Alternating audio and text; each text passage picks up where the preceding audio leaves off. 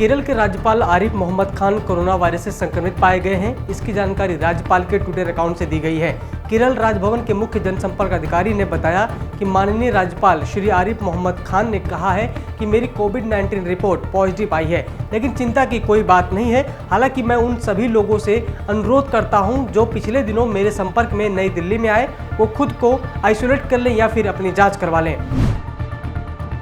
शुक्रवार को राष्ट्रीय राजधानी में कोरोना के 7,178 नए मामले सामने आए। अब तक का ये सबसे बड़ा सिंगल डे रिकॉर्ड है। 64 नई मौतों के साथ दिल्ली में कोरोना से मरने वालों की संख्या 6,883 हो गई है। दिल्ली के स्वास्थ्य मंत्री सत्येंद्र जैन ने कहा है कि दिल्ली सरकार के अस्पतालों में 500 और प्राइवेट अस्पतालों में 685 कोविड-19 बेड बढ़ा दिए गए हैं। दिल्ली के मुख्यमंत्री अरविंद केजरीवाल पहले ही कह चुके हैं कि राष्ट्रीय राजधानी में कोरोना संक्रमण की तीसरी लहर चल रही है। कोरोना वायरस से भारत में 1,25,000 से ज्यादा लोगों की मौत अब तक हो चुकी है। वहीं संक्रमितों का आंकड़ा बढ़कर 84 लाख के पार पहुंच गया है। शनिवार सुबह स्वास्थ्य मंत्रालय की तरफ से जारी आंकड़ों के मुताबिक बीते 24 घंटे में देश में कोरोना के 50,357 नए मामले सामने आए और इस दौरान 577 लोगों की मौत भी हो गई। देश में अभी कोरोना के 5,16,632 एक्टिव केस हैं। वहीं 78,19,887 लोगों को इलाज के बाद छुट्टी मिल चुकी है। बीते 24 घंटे में कोरोना से 53,920 मरीज ठीक हुए हैं। राष्ट्रीय राजधानी में प्रदूषण का स्तर बढ़ने से हवा लगातार जहरीली होती जा रही है। प्रदूषण की वजह से आसमान में सुबह शाम स्मॉग यानी कि धुंध की चादर छाने लगी है। दिल्ली एनसीआर में आसमान में धुंध के कारण विजिबिलिटी काफी कम हो गई है। कई इलाकों में हवा की गुणवत्ता खराब, जबकि कुछ इलाकों में हवा का स्तर बेहद खराब श्रेणी में है। दिल्ली, नोएडा, गाजियाबाद और फरीदाबाद के कुछ इलाकों में एयर क्वालिटी इंडेक्स 400 से ज्यादा रिकॉर्ड किया गया, जो कि गंभीर श्रेणी का माना जाता है। दिल्ली सरकार की घोषणा के बाद शुक्रवार को डीपीसीसी ने 7 से 30 नवंबर तक दिल्ली में पटाखों पर पूर्ण रूप से प्रतिबंध लगा दिया है। इससे पहले 23 अक्टूबर को डीपीसीसी ने एक पब्लिक नोटिस के जरिए लोगों को दिवाली, क्रिसमस और न्यू ईयर पर पटाखे जलाने के समय की जानकारी दी थी। शुक्रवार को जारी हुए नए नोटिस में पुराने निर्देशों को तुरंत प्रभाव से रद्द कर दिया गया।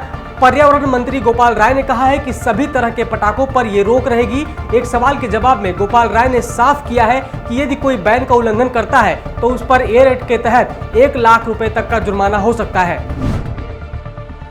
प्रधानमंत्री नरेंद्र मोदी ने शनिवार को आईआईटी दिल्ली के दीक्षांत समारोह को बतौर मुख्य अतिथि संबोधित करते हुए कहा कि कोविड-19 ने दुनिया को एक बात सिखा दी है कि ग्लोबलाइजेशन महत्वपूर्ण है, लेकिन इसके साथ साथ आत्मनिर्भरता भी उतना ही जरूरी है।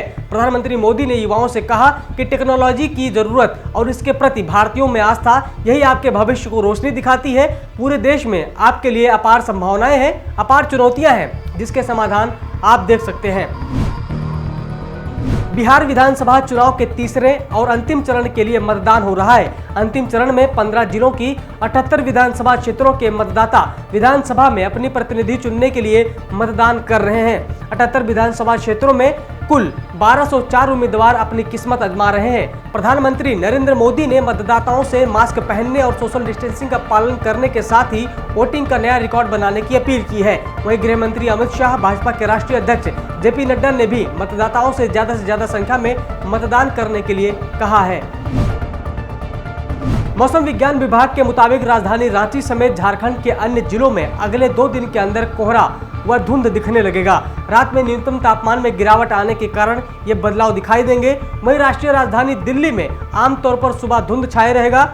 आज आसमान साफ रहने की संभावना है। नई दिल्ली में तापमान न्यूनतम 13 डिग्री और अधिकतम 30 डिग्री सेल्सियस के बीच रहेगा। वायु गुणवत्ता सुबह बहुत खराब श्रेणी में रही, जबकि सरकारी एजेंसियों ने कहा कि आगामी 24 घंटे में इसमें थोड़ा सुधार होने की संभावना है।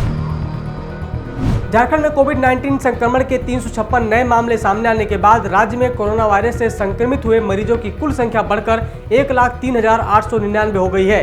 अधिकारियों ने शनिवार को बताया कि संक्रमण से राज्य में एक और व्यक्ति की मौत हो गई है।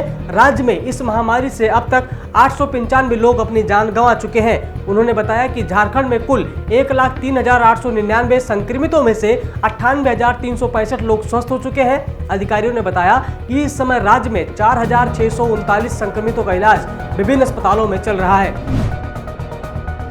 झारखंड में अल्पसंख्यक कल्याण मंत्री हाजी हुसैन अंसारी के निधन और शिक्षा मंत्री जगन्नाथ महतो के अस्वस्थ होने के कारण विभागों की जिम्मेदारी में संशोधन किया गया है। अब मुख्यमंत्री हेमंत सोरेन पूर्व में आवंटित विभागों के अलावा निबंधन विभाग की जिम्मेदारी भी संभालने वाले हैं। शिक्षा मंत्री जगन्नाथ महतो के स्वस्थ होने तक मुख्यमंत्री स्कूली शिक्षा एवं साक्षरता विभाग और उत्पाद एवं मद्य निषेध विभाग को भी देखने वाले हैं। सब्सक्राइब करें पर्यावरण पोस्ट।